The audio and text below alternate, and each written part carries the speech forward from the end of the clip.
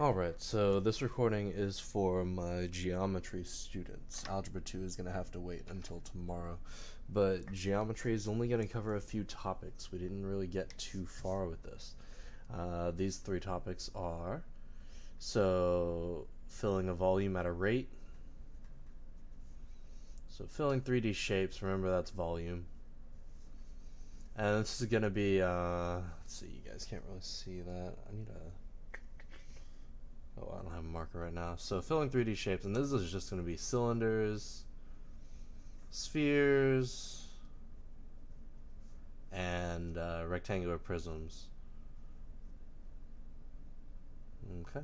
So those three shapes. Basically what's going to happen is you need to know a couple of things. You need to know the volume,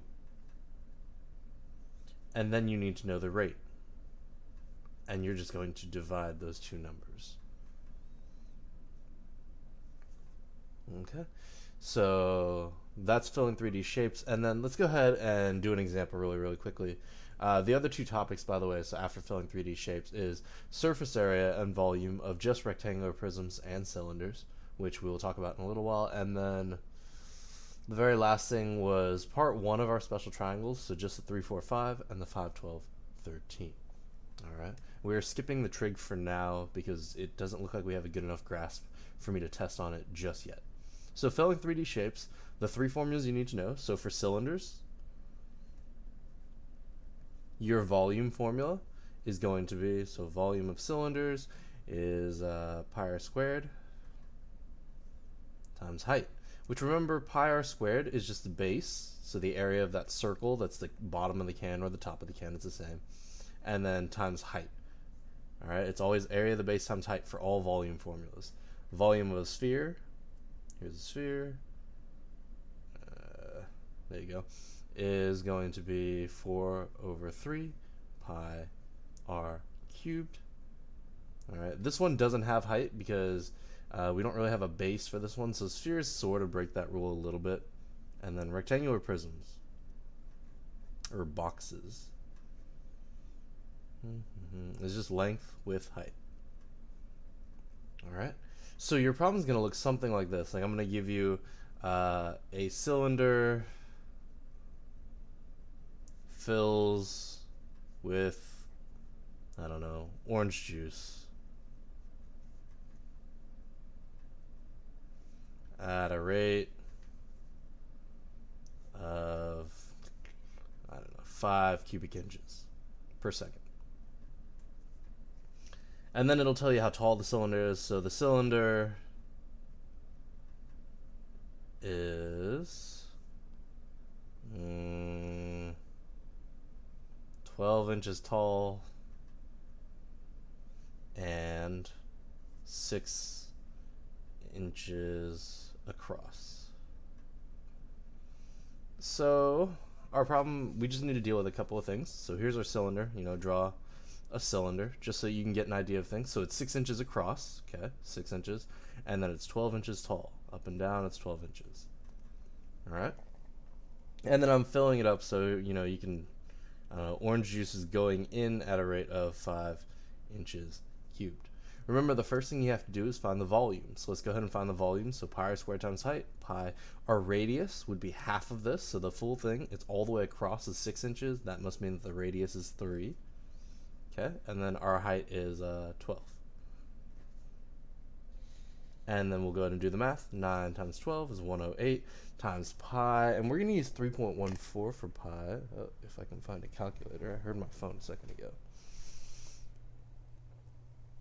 Alright, so you'll take your 108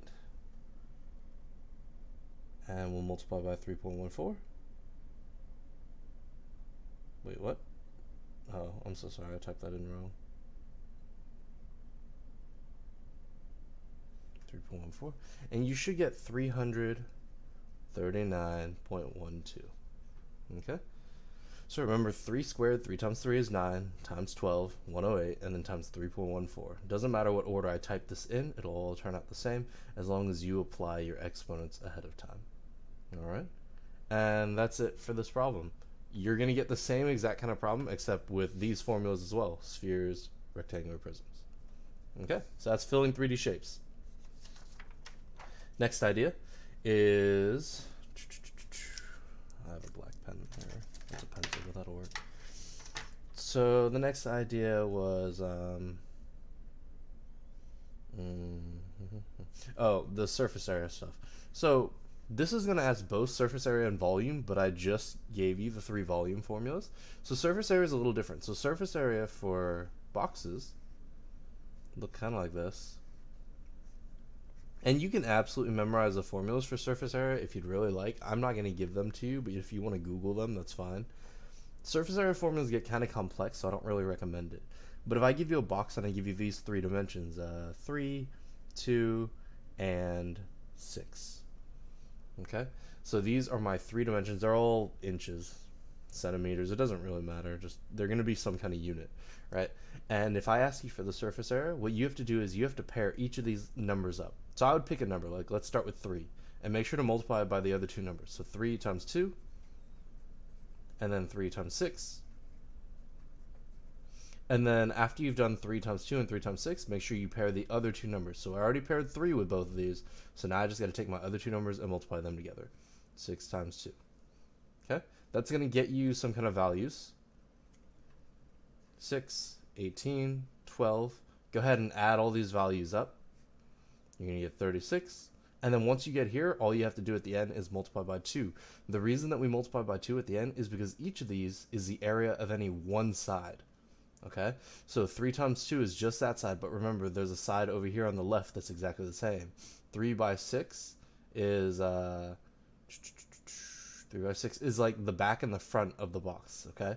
And then 6 by 2 is the bottom and the top, so the bottom and the lid of the box. So each of these has 2 different sides. A box has 6 total sides, so you'll notice that this is only 1, 2, 3 sides. So after you've added everything up, go ahead and multiply by 2. All right? In which case you'll get 72. That's surface area of a box. All right. And then surface area of a cylinder. Here's a cylinder. Wow, it's a really bad cylinder. That's okay.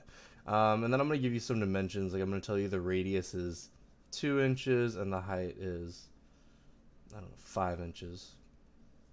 So what you'll do is you'll find the area of each part. Remember, a can, when you break it apart, is going to be essentially these parts. It's going to have a circle, that's your lid. It's going to have a circle, that's the bottom of your cylinder.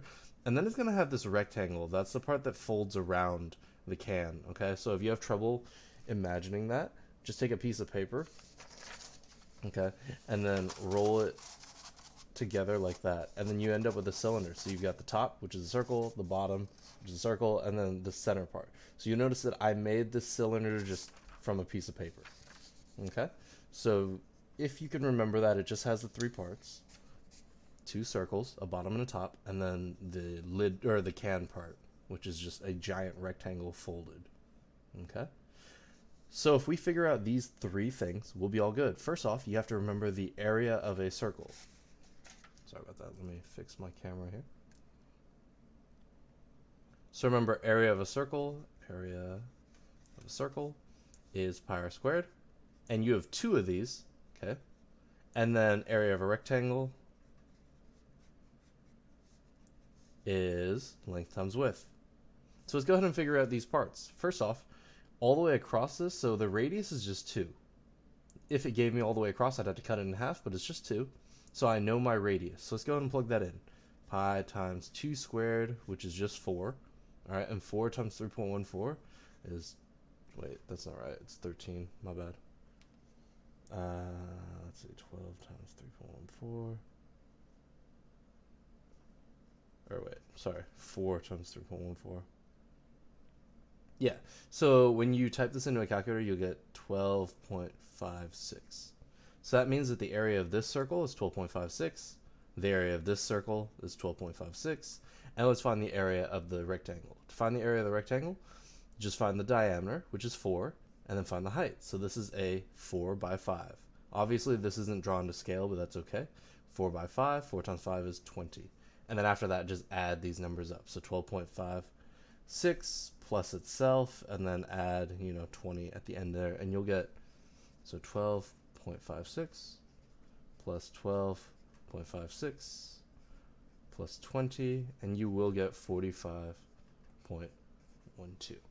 And that is surface area of a cylinder. Okay, that's both surface area formulas. Very last thing that we're going to cover is our 3-4-5 triangle. 3, 4, 5, and then a 5, 12, 13. 5, 12, 13. And basically what's going to happen is I'm going to give you a triangle, and I'm going to tell you, or it's going to be in this proportion. Okay, I'm going to give you a triangle. It's going to be one of your special triangles. It'll be in this proportion, and you're going to be missing a side. So here's an example. Okay, I'm going to give you this whole triangle, and I'm going to tell you, and they don't have to be designed like this. You'll notice I keep drawing them the same way, but it doesn't matter how I draw them. So let's go ahead and draw a triangle that's like, that looks pretty much the same. You know what? Let's make it like that. There you go. So you'll notice this flip backwards. It doesn't matter how I organize it. It's just a triangle. And then I'm going to give you these values. So I'm going to give you that this one's going to be 24, and that's going to be 26. And what you'll have to notice is, okay, well, this isn't a 3, 4, 5 because my ratios don't work for that. Like, I have to find out a number that I can multiply by for all of them. Okay, so you'll notice I need these all on one screen. There we go. So you'll notice between these triangles, if I look at this one and compare it to this one, 13 times 2 is 26. 12 times 2 is 24. So you'll notice that all I did was kept multiplying by 2, right? So the missing side over here would just be twice that. So 13 times 2, 26. 12 times 2, 24. So 5 times 2 would be, and this would be the side that I would label x, right? And you would go x equals 10. 5 times 2 is 10. All right? So all you're doing is finding out the ratio or the proportion at which these things are happening. You're just multiplying all these values by some number here. If you're not sure what that number is, just take your numbers and divide. So 26 divided by 13 is 2.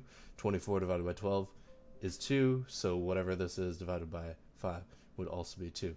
Looks like I am running low on storage. That's not good. I need to get another hard drive. Anyway, so that's it for these triangles. Just one more example in case it's throwing people off. I'll put one right up here and I'll do it in red. So if I give you another triangle that's like 55, 33, and I ask you for x down here, well, what you'll notice is that this one is going to be 5 times 11, 3 times 11, and 4 times 11 would be this one, which 4 times 11 is 44. Okay? These are just the special triangles. You do find them in those ratios. I explain the whole reasoning and existence of these things in class. I'm not going to go through like a history lesson here. I just wanted to show you how to handle them. That covers all of our topics for geometry for your test on Wednesday. We'll review one more day, and then we'll be all set. All right, guys, I will see you tomorrow. Bye.